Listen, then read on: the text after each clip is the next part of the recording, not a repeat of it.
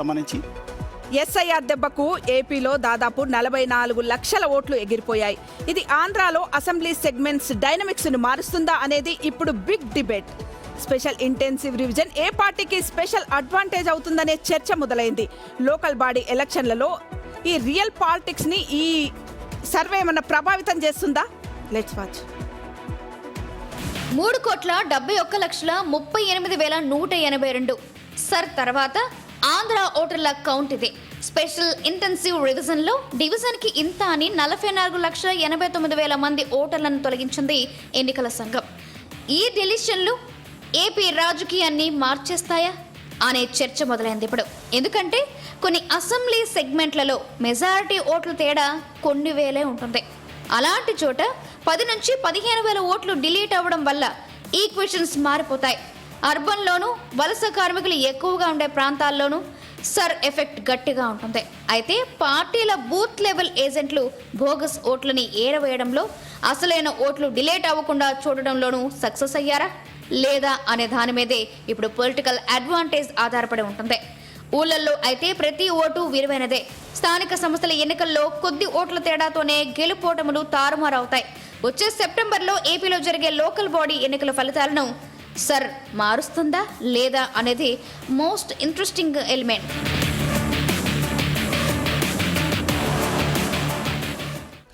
ఏపీలో సర్ ప్రక్రియ పూర్తయిన తర్వాత దాదాపుగా 45 లక్షల ఓటర్లని తొలగించడం జరిగింది ఎలక్షన్ కమిషన్. ఎందుకోసం అంటే దాంట్లో చాలా మంది డబుల్ ఓటింగ్. ఎందుకంటే ఆ రాష్ట్రంలో అంటే ఏపీలో ఉన్నవారు హైదరాబాద్లో ఉండడం కానీ ఈ స్టేట్లో ఉండడం కానీ డబుల్ ఓటింగ్ అనేది జరుగుతుంటుంది. లేదంటే కనుక చనిపోయిన వాళ్ళు ఓట్లు ఇప్పటికీ స్టిల్ కంటిన్యూ అవుతున్నాయి. కాబట్టి ఇవన్నీ తీసేసిన తర్వాత దాదాపుగా 45 లక్షల ఓట్లు తీసినట్టు తెలుస్తుంది. ఇక ఈ ఎఫెక్ట్ ఎంతవరకు ఉంటుంది అనేది లోకల్ బాడీ ఎలక్షన్స్ మీద ఉంటుందా అంటే చెప్పలేము. ఎందుకంటే లోకల్ బాడీ ఎలక్షన్స్ ఎప్పుడు అధికార పార్టీకి ఎడ్జ్లోనే ఉంటాయి. అధికార పార్టీకి ఆ యొక్క ప్రభావం ఉంటుంది ప్రజల్లో కూడా. కాబట్టి లోకల్ బాడీ ఎలక్షన్స్ మీద ఉండకపోవచ్చు. ఇంకా నెక్స్ట్ వచ్చి అసెంబ్లీ ఎలక్షన్స్ మీద ఇది ఏమైనా ప్రభావం చూపుతుందా? దాదాపుగా 4,000, 5,000 డిఫరెన్సెస్తో కూడా మనకి అధికార ప్రతిపక్ష పార్టీలు అంటే ఎవరు అధికారంలో ఉండాలి, ఎవరు ఓడిపోతారు, ఎవరు గెలుస్తారు అనేది కూడా తెలుస్తూ ఉంటుంది. కానీ అక్కడ కూడా ఈసారి ప్రతిసారిలాగా మనకు అనిపించకపోవచ్చు. ఎప్పుడు టఫ్ అటే కనిపిస్తుంది. నియోజకవర్గంలో ఈసారి 5,000 ఉంటుంది, నెక్స్ట్ టైం కూడా 5,000 ఉంటుంది. కాదు, ఆ సెషన్లో అంటే 5 సంవత్సరాల టైంతో ఎవరైతే బాగా చేస్తారో వాళ్ళకి ఇవన్నీ ఉంటాయి. సో 45 లక్షల ఓట్లలో ఎవరో ఒకరు చనిపోయి ఉంటారో, వాళ్ళు ఓట్లేసి ఉండరు. డబుల్ ఓటింగ్లో కూడా ఓట్లు పడి ఉండవు. కానీ దీనివల్ల ఎక్కువగా ఎఫెక్ట్ కనిపిస్తోంది. వచ్చే ఎలక్షన్స్లో ఈ పార్టీకి లాస్, ఈ పార్టీకి లాభం అనేది ఏం కనిపించకపోవచ్చు అని నా అభిప్రాయం. ఖచ్చితంగా 45 లక్షల ఓట్లు తీసేశారు అంటే పశ్చిమ బెంగాల్లో 75 లక్షల ఓట్లు తీశారు. దాంతో పోలిస్తే చాలా తక్కువే. రెండోది, ఈ 45 లక్షల్లో నిన్న ముసాయిదా రిలీజ్ చేసింది ఎస్ఐఆర్. రిలీజ్ చేసినప్పుడు 15 లక్షల మంది చనిపోయారంట. ఆంధ్రప్రదేశ్, రాయలసీమ, కోస్తా, ఉత్తరాంధ్రలో కలిపి 15 లక్షల మంది చనిపోయారంట. ఇప్పుడు 2002లో చేసినట్టున్నారు. 24 ఏళ్లలో 15 లక్షల మంది చనిపోయారు. తీసేయటం తప్పే ఉంది. ఇప్పుడు కొన్నిసార్లు ఆ చనిపోయిన వాళ్ళ పేరుతో ఫేక్ ఓట్లు వేసే అవకాశం ఉంది, దొంగ ఓట్లు వేసే అవకాశం ఉంటుంది. వాటి ఏరేస్తే తప్పేది. దీన్ని అబ్జల్యూట్లీ మనం సపోర్ట్ చేయాలి. రెండోది, మిగిలిన 25 లక్షల మంది, ఈ 25 లక్షల మందిలో హైదరాబాద్ టు విజయవాడ, హైదరాబాద్ టు ఆంధ్రాకి జర్నీ చేసేవాళ్ళు, షఫ్లింగ్ చేసేవాళ్ళు కొన్ని లక్షల మంది ఉంటారు. అంటే శ్రీకాకుళం నుంచి మొదలు పెడితే అనంతపురం వరకు హైదరాబాద్ వచ్చి బతుకు తెరువు కోసం వచ్చిన వాళ్ళు, లేదా హైదరాబాద్లో సెటిల్ అయిన వాళ్ళు కొన్ని లక్షల మంది ఉంటారు.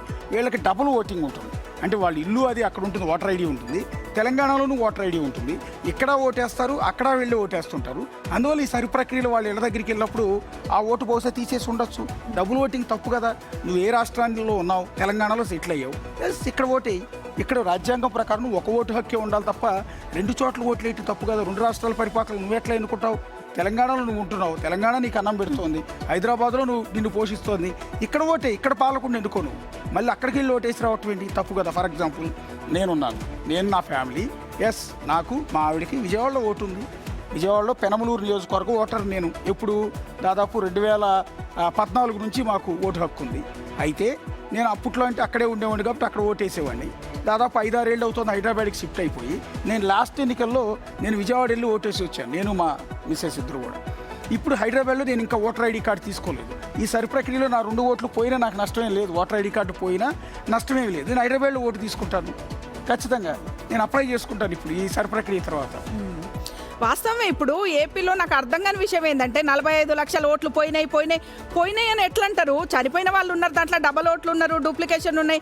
ఇవన్నీ పరిణామాలు చూస్తే 45 లక్షల ఓట్లలో అందరూ ఉంటారు కదా. దాంట్లో వైసీపీ వాళ్ళు ఉంటారు, టీడీపీ వాళ్ళు ఉంటారు, జనసేన వాళ్ళు అందరూ ఉంటారు. కానీ ఒక్కరికే ఎట్లా డ్యామేజ్ చేస్తుంది? ఇది డ్యామేజ్ చేయదు, అది స్వాగతించదగ్గ పరిణామమే. ఎంతకాలం ఇంకా కొనసాగుకుంటా పోతే ఇవన్నీ కూడా డూప్లికేషన్స్, డబల్ ఓట్లు, చనిపోయిన వాళ్ళ ఓట్లు, దీన్ని ఎక్కడ తప్పు పట్టే పరిస్థితి ఏం లేదు. ఇంకొకటి ఏంటంటే ఇప్పుడు ఈ స్థానిక సంస్థల పైన ప్రభావితం చూపుతుంది అంటే అస్సలు చూపదు. ఎందుకు చూపుతుంది ప్రభావితం? స్థానిక సంస్థల ఎన్నికలు మనం గతంలో కూడా 4-5 రోజుల కింద కూడా చర్చించుకున్నాం. స్థానిక సంస్థల ఫలితాలు ఎప్పుడు కూడా ఎడ్జు అధికార పార్టీకే ఉంటాయి. ఎందుకంటే స్థానిక సంస్థలు డెవలప్మెంట్ కోరుకుంటాయి, రోడ్లు కావాలి, వాళ్ళకు రకరకాల ఇష్యూస్, మౌలిక సదుపాయాలు కావాలి. కాబట్టి అధికార పార్టీ వాళ్ళకి వేస్తే మనకు మౌలిక సదుపాయాలు వస్తాయి. ఇంకా ఇప్పుడు కాదుగా, ఇంకా 3 ఏళ్ళకి ఎలక్షన్స్ ఉన్నాయి. ఈ 3 ఏళ్లలో డెవలప్మెంట్ యాక్టివిటీస్ అన్నీ ఆగిపోతాయి. కాబట్టి ఖచ్చితంగా స్థానిక సంస్థల్లో ఈ సర్ ప్రక్రియకు సంబంధించినది ఇది ఏది కూడా ప్రభావితం చూపదు. స్థానిక సంస్థలన్నీ కూడా అధికార పార్టీకి ఎడ్జ్ ఉంటుంది.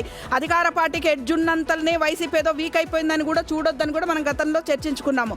కాబట్టి ఈ సర్ ప్రక్రియని స్వాగతించాల్సిన పరిణామం. ఎవరైనా అర్హులైన ఓట్లు ఎవరైనా తీసేయబడితే వాళ్ళు రేపటి నుంచి అన్ని దరఖాస్తు పత్రం సమర్పించి పొందొచ్చని కూడా చెప్తున్నారు కదా. కాబట్టి ఈ ఎలక్షన్స్, ఈ ఓట్లు తీసేసిన ఓట్లన్నీ దాన్ని అననిక లేదు. ఎందుకంటే అది ఒక సమగ్రమైన సవరణ ప్రక్రియ, దాంట్లో అన్ని డూప్లికేషన్స్ అవన్నీ ఉంటాయి. ఇక స్థానిక సంస్థల మీద అయితే ఇది ప్రభావం కొట్టదు అనిపిస్తుంది. అంటే ఎవరికి నష్టం అంటే ఏ పార్టీ అయినా గత ఎన్నికల్లో ఈ 15 లక్షల ఓట్లు ఏవైతే ఉన్నాయో చనిపోయిన వాళ్ళు ఓట్లు దొంగ ఓట్లు వేయించుకుంటే వాళ్ళకి ఎన్నికల్లో నష్టం జరుగుతుంది. ఎవరు దొంగ ఓట్లు వేయించకపోతే వాళ్ళకి నష్టం జరగదు. ఎలాంటి నష్టం లేదు. సర్ ప్రక్రియ పర్ఫెక్ట్.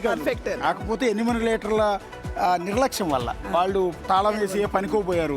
వాళ్ళు లేరని చెప్పి రాసేస్తే వాళ్ళు ఓటు గల్లంత అయిపోయే అవకాశం వాళ్ళకి మాత్రమే నష్టం జరుగుతుంది. రమాదేవి చెప్పినట్టు వాళ్ళు కూడా తిరిగి అప్లై చేసుకోవచ్చు. అండ్ ఈ సందర్భంగా ఒక క్వశ్చన్ రైజ్ అవుతుంది. ఎస్ఐఆర్ ఎఫెక్ట్ ఎంతో లోకల్ ఎన్నికల్లో తేలిపోతుందా అంటే? ఏముండదు. అంటే ప్రశ్న రైజ్ అవటం సమంజసం, కానీ దానివల్ల నిజంగా నష్టం జరుగుతుందంటే